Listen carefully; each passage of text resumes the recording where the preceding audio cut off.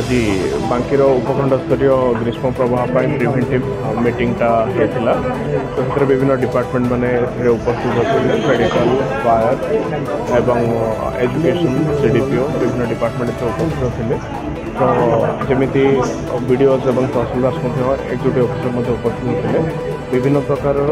उपाय करी केमिति प्रकार ग्रीष्म प्रवाह जो आगामी ग्रीष्म प्रवाह रही तार रिलेटेड कौन से प्रकार आम प्रिवेंटिव मेजर्स नहीं पारू एवं कौन से प्रकार धनजीवन क्षयक्षति को कमाई पारू से आलोचना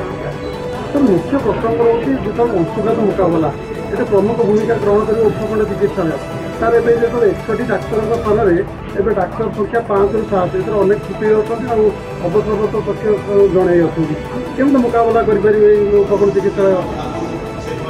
से आम एसडीएम सर सहित कथा फर्दर टाइमिंग पीएचसी और सीएचसी गुड़ाक जो हिट वेव रूमटा अच्छी से वेल इक्विप्ड अच्छी तो डाक्तर मैंने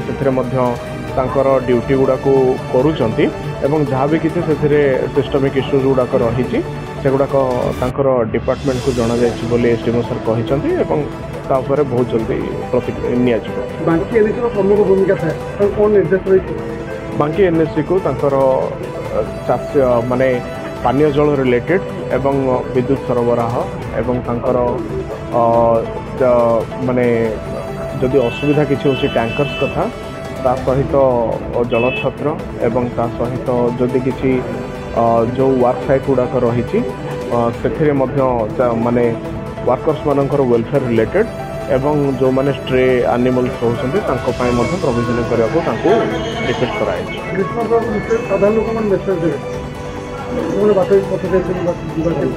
आम ये रिक्वेस्ट करूँ कि से समस्त जानते ग्रीष्म प्रवाह के डेंजरस हो पाए 96 मसीह ओडिशा देखी आसूँ अंशुघात को तेणु समस्त को रिक्वेस्ट से सरकार जो गाइडलाइन अच्छी ताकू डिलिजेंटली फॉलो करूँ एवं ता सहित ग्रीष्म प्रवाह बचाई जहाँ किसी प्रकार प्रिकसन नगर अच्छे नियंतु छोट पिला गृहपालित पशु मान सीनियर सिटीजन मान